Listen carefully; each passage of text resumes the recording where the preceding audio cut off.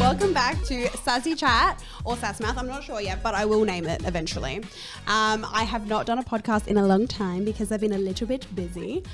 Just, going on my kitchen rules. Oh my gosh. Yes, I've been a bit busy. I was on my kitchen rules, but not alone. I was with Monzir. Yo. Hi, guys.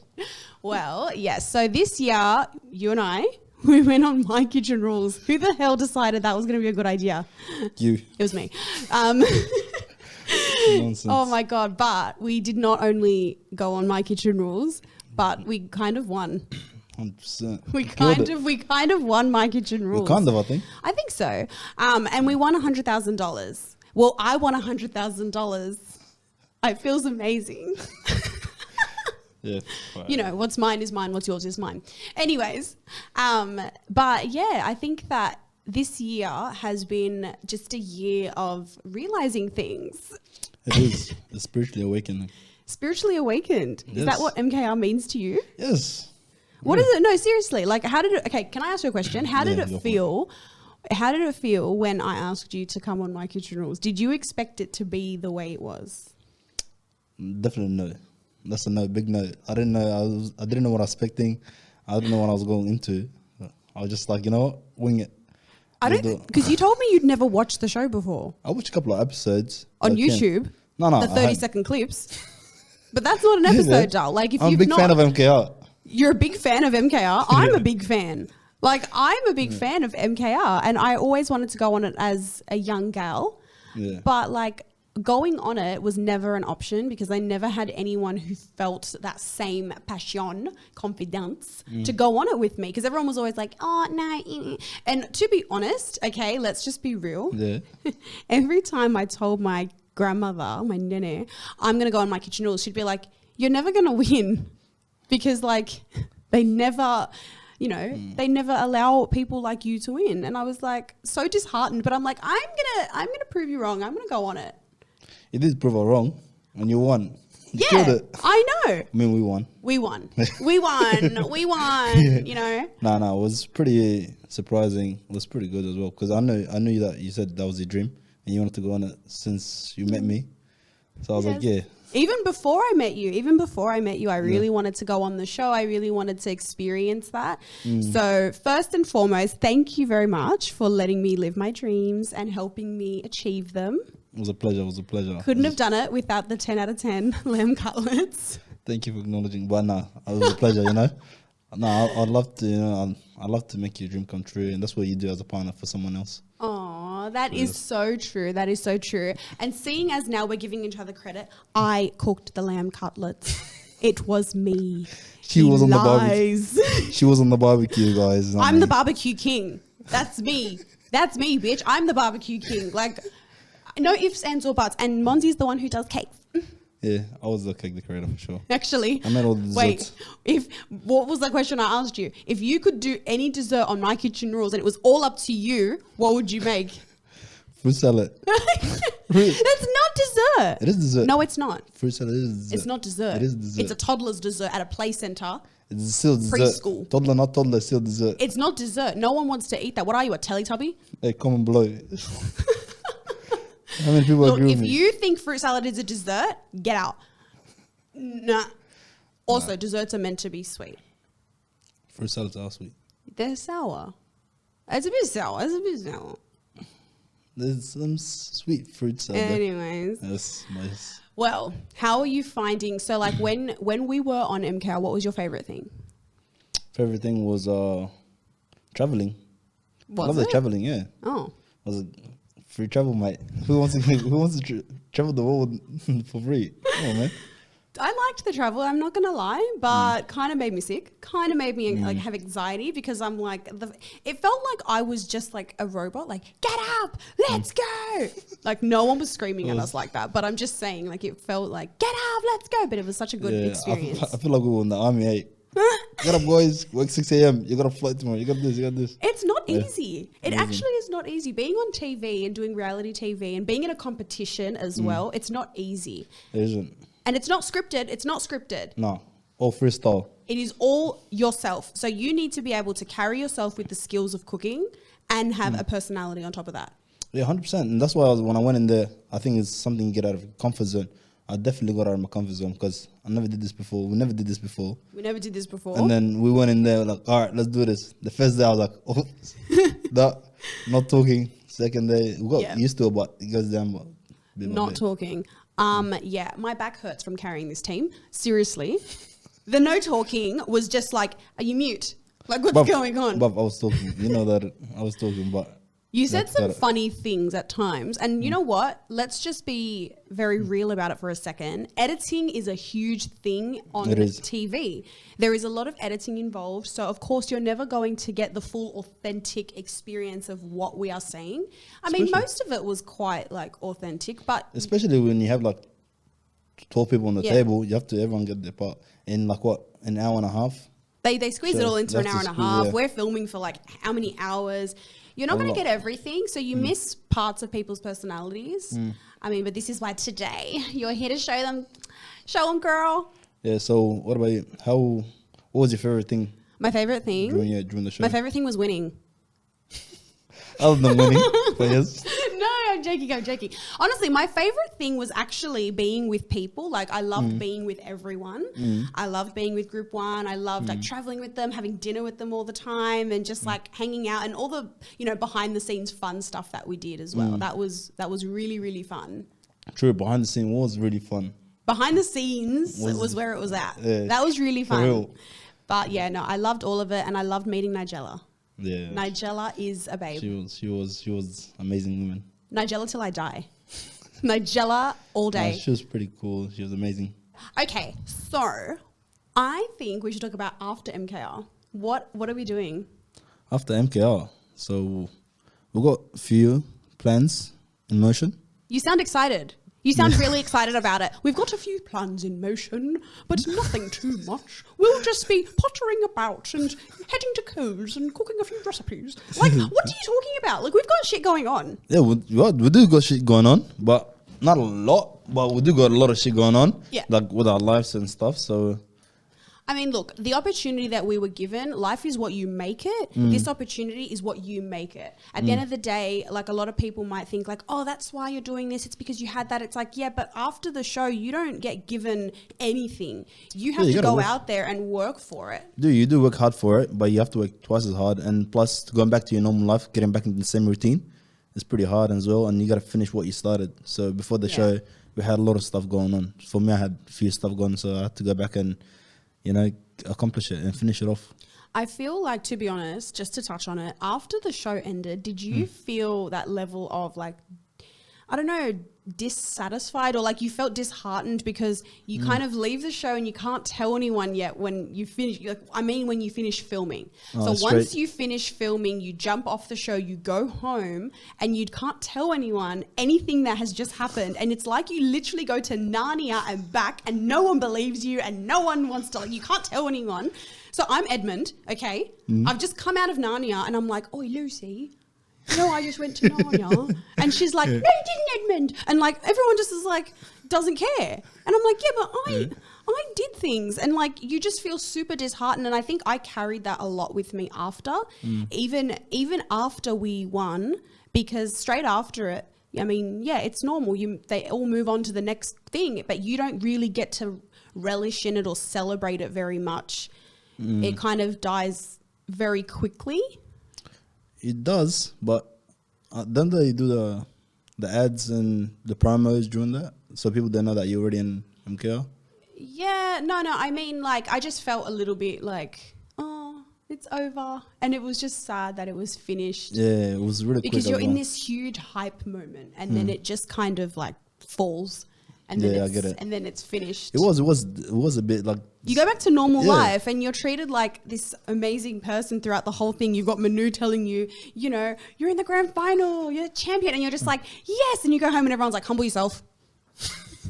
Especially where you have to go back where you come from. I swear. And you go back home and I cook something and my uncle's like, ew, what's that? Is that vegan? Ew. Oh, bro. I get that a lot. I get like when I went back before it aired, everyone's like, were you an MKR? I was like, yeah. Can you cook? Oh. Come on, bro. I got feelings, you know. I got feelings in that. Oh. But yeah, nah, I get that a lot. They're like, "Can you cook?" Oh no way, no, I never knew you can cook in that. And then boom, Why? came out. You know what's so funny? Yeah, that's true. Everyone would always be like, "Can Monzi actually cook?" Like I remember when we went on, and everyone was like, "Can he actually cook?" And I'm thinking, why do people think that a young, good-looking guy, like who loves going to the gym, he just cooks like nasty gym meals, but like you can't cook food?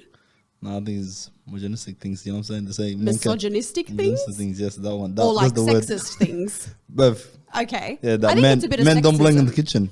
Yeah, they say Kind of, men don't belong in the kitchen. Yeah, But this is proof that like men belong in the kitchen. it's true, 100%. And women belong in the kitchen, not in the sense that it's a stereotype, but, you know, women can belong in the kitchen if they want to, and women just do it amazingly, you know? So why not? But men do it amazingly too. Yeah. But no, I think everyone knows, like, everyone kind of knew something. They're like, oh, if you can cook, but you're going to bring out some flavors or something because it's something different in the show, you know what I'm saying? It's like, you from different, you know, you're like from Sudan, different culture, different, you know, density. So you're gonna bring different flavors. You and especially you and Janelle, like, you know. I think it was exciting. I think it Exciting. was A lot of exciting people- to cook Sudanese food for everybody. Yeah, a lot of people were hyped up because they're seeing, you know, two different ethnic people jumping in there, getting there on the Australian TV. You know what? It's not easy being ethnic and going on Australian TV because automatically it is an Australian TV show, and we copped a lot of different comments saying this is an Australian TV show. Do they have Australian citizenship? Does Monty speak English? And it's like, shut up. Yeah, I called that one right on the chin. But no, like people are gonna say, even people are gonna judge you either way. Yeah. They're gonna say what they're gonna say either way. So you just gotta sit back and just let them rumble. See, that's the thing. Monzi is the calm. I'm the crazy and he's the calm. I'm like this. Oh my God, that really pisses me off. And he's just like, it's okay. We just have to take it as it comes, deal with it. And who cares what people say about us? And I'm like, no. Yeah, nah. Because I knew it's gonna die out.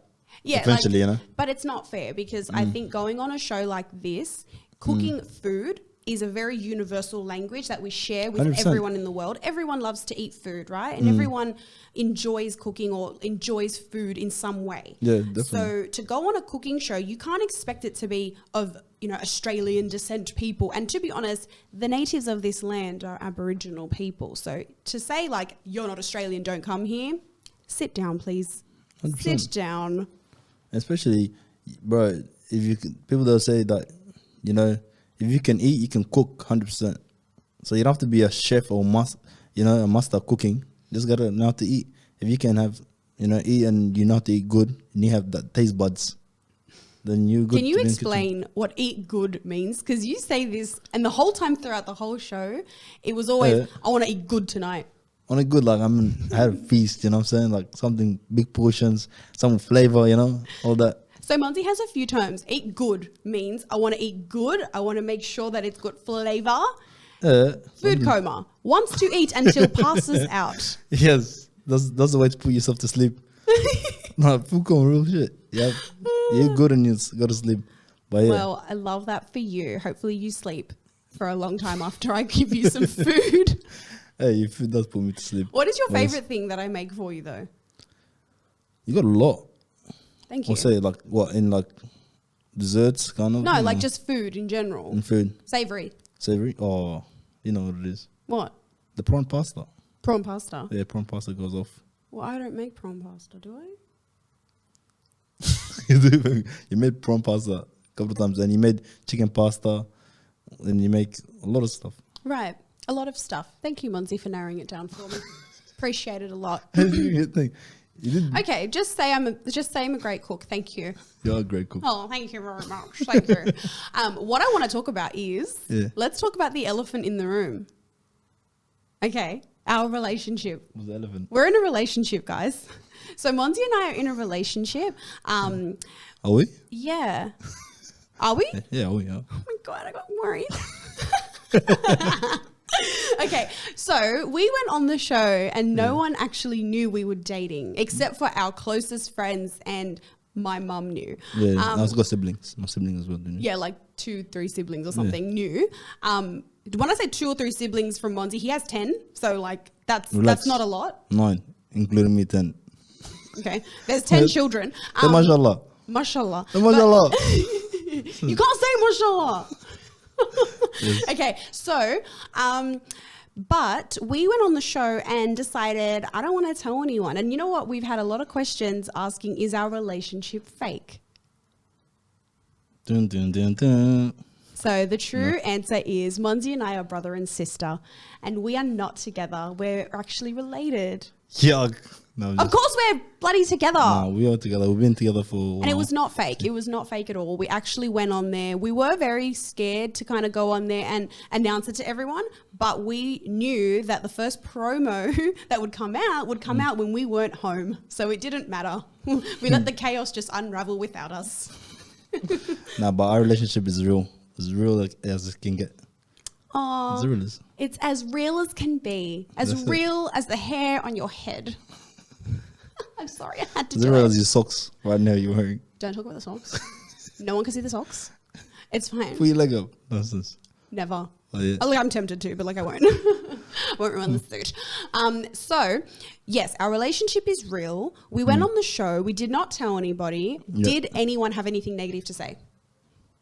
No, not for my people. Concerns, though. Yeah, no. A lot of people concerned. A lot of people they never knew. They're surprised, but they weren't had anything to say. They're like, oh, we never knew you were in a relationship. I got cousins that call me like, oh, was that your missus, you guys? And I got family Is that from your back wife? home. Is that your wife? I got family back home. They're like, oh, is that your wife? Your wife looks beautiful. I was like, yes, that's my wife. Oh my gosh. Well, I didn't have many negative things. It was more so like grandparents on my side that were just like, what the hell is this? You don't talk to boys. You don't have boyfriends. And I'm like, yeah. So anyways. Now, if you're talking about family, my mom shouldn't even knew. My dad didn't know. So they just, the first time they seen you was on the promos where me was, holding hands and walking down the aisles at Monzir Hamdin and his girlfriend. Always. Janelle and Monzir Hamdin, boyfriend and girlfriend. And she's like, what? I said, where is he going? Okay, that's another thing, affection on TV. So we got another question, which was, why are you not affectionate on TV as much? Like, we weren't very lovey-dovey, because we're a young new couple, right? And usually young new couples are known to be very lovey and very holdy hands and kissy, loving, I love ya. But we are not really like that. And we're not that new. We've been there for 2 years. But 2 years this year, relax. Yes, but we're not that new, so... But it is, we're not affection like that because we in TV and then we're from different cultures and we got all that. Look, to be fair, coming from an ethnic household, coming from a Muzzy ethnic household, we're not used to displaying this huge affectionate thing in public, and especially on TV. I think we were also trying to be mindful of the fact that our families are just finding out about this. 100%. We don't want to throw it onto them and be like, we're just going to kiss on TV. And also, we're not there to kiss. We're there to cook. There to win. Kiss, not cook. Win. Oh, wait. Cook, not kiss. That's what we're there for. So, yeah, essentially, that is why we are not as affectionate as some couples. Yeah, no. So yeah, that's why we're not. But I feel like for the couples that can relate to that, the ones that go around and say me and my partner are not affectionate in public, and people tend to judge them for it and be they whisper and say oh, they're not really in love. Look at them. They don't even hold hands. It's no, it's we show our love in different ways. The way that Monzir and I, the way you and I show love to each other is cooking. We cook for each other. 100%. We do stuff for each other. But at the same time, you don't have to be affectionate. We are affectionate behind closed doors or between each other. But have to be affectionate in person, in public, where you have to hold hands, kissing in front of everyone, and there's people watching, and that makes you. It's not a thing for me. It's not your thing. It's not my thing. I mean, look, a little bit of affection goes a long way, 100%. in my opinion. I feel like it's normal to show people, not to show people, but to just show each other affection when it's organic and natural. But to do that and be all over each other and be hold my legs, touch me, is it's awkward. And I'm no, I've only just started recently becoming a bit more of a huggy person. I haven't been a hug person for a while, so Yeah. I'm still getting used to it. I'm my love language is a bit affection, touching and stuff. But what is your love language? Mine is probably physical touch. Is it? That's weird. Hey, every man I think should be physical touch. Every man's No, is physical touch. I'm just saying, but no, it's like giving gifts. Yeah, giving gifts, physical touch and stuff. Yeah, and physical touch. yeah, but I wouldn't say You are a materialistic, superficial man.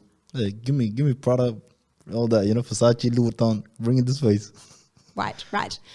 We'll be setting up the PO box really soon. I'm saying by giving gifts, give my money back. Oh. 50K now. No, P.S. I did not steal his money. She did steal my money. Did not steal his money. Anyways, no. What I'm saying is, okay, so my love language used to be words of affirmation, and then I met you. You are not a man of many words. Yeah. So I slowly started to realize he does things differently. So mine is now acts of service. And I love a little gift, I'm not going to lie. Physical touch, no. Please don't touch me. But like acts of service, when you do things that like without me having to ask and stuff is really nice. Like if you cook for me or make me a cup of tea, which is really sweet. Or gifts. Like, when you get me flowers randomly is really nice. When you get me Prada handbags, when you get me Balenciaga, Chanel, Louis Vuitton. She never got none of the above. Yes, nah, jokes. I'm not a designer gal because I can't afford it. Ouch. Not yet. No. Anyways, so next thing I want to talk about is now after MKR, we are technically business partners. Yes. So we are now partners in business partners. And I think that it's important to kind of talk about why the dynamics of the relationship change when you become business partners and what people kind of don't realize when you are in business with your partner or when you are in a partnership that involves money. I wouldn't say, I don't know, for me, I don't say as a business partners, but yeah, you only say it like that, when you we're business starting together, and we're doing a business together. And there's business have to be involved, like money and stuff, and work have to be put in. So works have to be disputed, like, separately, and then you have to do something, get it done. I have to get something done. So we have to be like, sometimes I have to talk about business, and sometimes our relationship. So about 90% of the time, I'll put our relationship first because that's more important. Without the relationship, you wouldn't be no business partners. So yeah, I would say. But it is true. Sometimes you feel like it's more of a business partner thing. I think that it's important to note that when you are getting into anything to do with business or partnership or anything like that, always prioritize the relationship and your partner, and also like try find time to create intimacy, whether that is like go on a date or like do something nice for that person. Not put all the work on one person and expect them to do all of it and you not do anything, but just give commands. That's something that so this is now my TED talk. This is now my roast. This is for me. No, I'm joking. But I'm just saying, like, for other people out there that are in business or want to get into business with their partners, it's really important to remember why you started. Remember your why. Remember that your partner comes first before the business, but also prioritize the business in the sense that you have to delegate time to the business. So like, you can't take things personal when it comes to that business. Yeah. And you can't say, I want a day off because I'm feeling drained and you're not treating me well on this. You're supposed to, our relationship comes first. Communication at all times. There's days, so that's why you have to have everything scheduled or have everything like in the right place, Yeah. So say one day we go dinner on Sundays and then we do our work during the week, and then Saturdays maybe it's for like sit down and revise of what we're gonna do for the next step. Then you have it again maybe say twice a week for dinner, and then thank you for the schedule that everyone really didn't care about. That's my schedule. Hey, you gotta get shit done. Okay. Everything is terms and conditions. Yeah, terms and conditions, T's and C's, TLCs. Love that for me. Anyways, let's talk about what it means to be in an interracial relationship. Did you ever actually think that you would ever date anyone outside of your culture? Yeah. Oh, okay. So I'm like open-minded like that. So I always want to explore. Hey, you want to explore the globe? Hey. Nah, for me, it's not about it's like, for me, it's about just dating, finding the right person. Doesn't matter where they're from or who they are. It's not like I don't got a certain type. I do got a certain type of like girls, but I don't got like do you like culture. Crazy? Definitely no, because no. Obviously you do. I do, because I'm with you. But I just do like a little bit of crazy. Right. I love a bit of crazy What with my about you? fries. Like Yeah, any- I always knew I would never ever date anyone inside of my culture. So I'm Turkish Filipino, but I never ever wanted to date anyone within that. Not because they're bad or anything, but to be honest, I felt like it's just too personal for me at that point. And I love exploring different cultures, different nationalities, and I always wanted to branch out. And I mean, yeah, I think that for me, I've always dated outside of who I am. But it's important for me, I think, to be in an interracial relationship because I am biracial. I've always grown up around, biracial people. I mean, I have 2 sisters, they're French and Filipino, and I'm Turkish Filipino. So it's very normal to me to have that around me. So it was never really like a big deal for me. It's maybe somewhat a big deal for my families, but not so much me. It's more just like a very normal thing for me. But I know that in society, people still look at us sometimes. Yeah, you do. You still get them weird stares and shit. Yeah. When you're walking around the street, people Like they think that you're taking me hostage or something. And especially when you're walking around. Which Then is- there's people, Turkish people, because they know that. Yeah. If I'm thinking, they're like, hold up. You know what it is? I think it's not the fact that they just don't like it. It's more so they always think it's never going to work out. Yeah. They think that from the get-go. They look at us and they think, oh, they'll never get married. They'll never work out. Like, it's just not going to work. How is it going to work? They don't speak the same language. Like, their native language is different. And our religions are the same, but they still are, like, adamant, don't know if it's going to work. A lot of people, they judge you as well. Yeah. She's like, what are you doing? What's their parents thinking? They're not together. They're like, no way together. Or they're just seeing each other, just having a fun, whatever. But they're not like serious. Yeah, that's the So thing. It's always, oh, that's not serious. Like, it'll never last. It's not going to be something that they do. But I think that what I want to say about that is, if you are a parent or someone who thinks this way and you don't want your child to be with someone from a different culture, or you're scared, don't be scared. I mean, people tend to fear the unknown because they don't know what it's going to happen. But at the end of the day, how do you know that the person that your child is going to marry, even if it's within that same culture, is going to stay together and last? You would want your child to be with someone that makes them happy, not what keeps up appearances. True. And dating outside your culture or outside your thing is like expanding your knowledge, basically, because you learn about someone else's culture, someone else's life, not just all in the same community or in the same, 100%. culture. So like, it's a good thing. Why stay in your comfort zone for? Like, be with anyone who makes you feel good and happy and supported. And if your family doesn't like that, or your friends are judging you or anything like that, that's not the people that you want to surround yourself with. And I think that we're literally going into 2023. Get over it. Interracial dating is normal. It's a thing. And we don't need to ask permission from our parents anymore. Yeah. Obviously, we want the blessing of all of our families to be happy and accepting. But I already knew from the beginning, if I didn't get that support and I didn't have that acceptance, I would have still followed this path. But no, a lot of kids, they say they don't, like, and there's not a good advice to say, listen to your parents or whatever. But a lot of kids, they be scared to tell their parents or to open up to their thing about, like, I want to date someone else thing, or I want to date. So, it's a good thing to be like, just say the question, go there and tell him, and just find out the answer to yourself by yourself. Find out the answer. So it's like, if you hide it, what is your parting message for interracial dating? Like who you want to like, be who you are, and follow your heart. Very good. What about your message? My final message would just be like, find someone hot and just like love them to death, even if they're not from your culture. I'm joking.